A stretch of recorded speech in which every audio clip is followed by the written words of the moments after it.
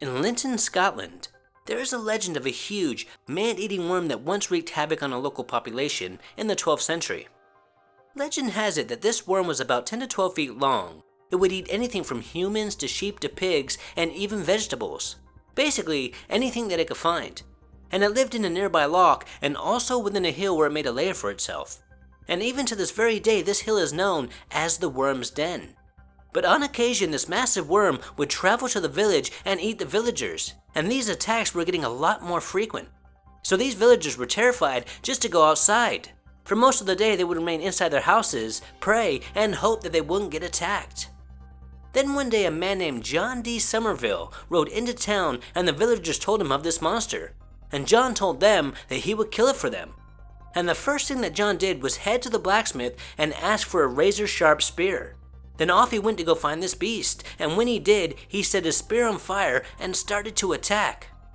And after a long epic battle with this worm, he was able to wound it. Then it went back into its lair within the hill.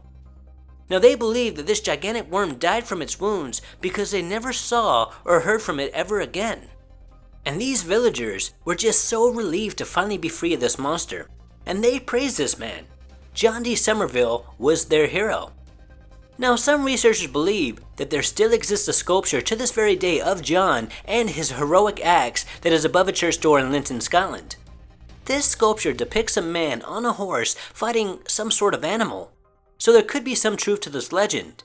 But the really crazy thing about the story is, this monster wasn't something that was on 4 or 2 legs, it was a worm, a huge worm, and there has never been any evidence of a worm like this ever existing. There were some very big worms millions and millions of years ago, but even then, they were not big enough to eat humans. And this got me thinking about the Kelpie. Not that long ago, I made a video about the Kelpie, and I learned that it is believed that this paranormal entity can change forms. Sometimes it would be a woman, sometimes it would be a horse, and Kelpie basically means water horse, and sometimes it would be a monster. And many say that the Loch Ness Monster is in fact a Kelpie. And Loch Ness isn't that far away from where this legend comes from. So could this worm, the Loch Ness Monster, and the Kelpie be one and the same? And also, the Loch Ness Monster could be called a worm to the people in the 12th century because it does kind of look like a serpent. So for all we know, this could be another ancient Loch Ness Monster sighting, but in another loch. And there have also been sightings of the Loch Ness Monster on land, just like this worm who also lived within a hill. Now, the first known Loch Ness Monster sighting happened in 565 AD when St. Columba was on his way to visit the Picts.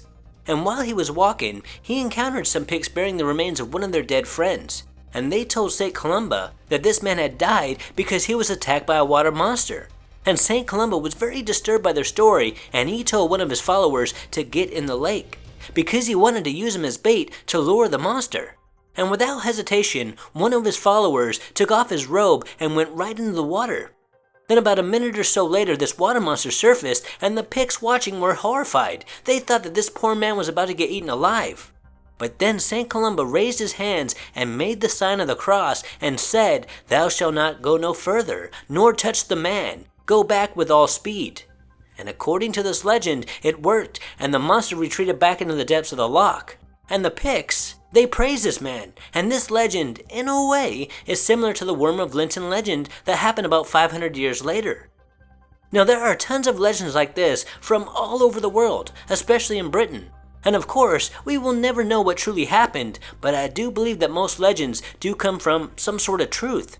And even still to this day, we have tons of monster sightings that do seem to be paranormal in nature. And it makes us paranormal junkies wonder, could these creatures actually exist? And if they do, where do they come from? And why can't we ever get real proof of their existence? Until next time, this is Paranormal Junkie. Make sure to hit that subscribe button and stay tuned.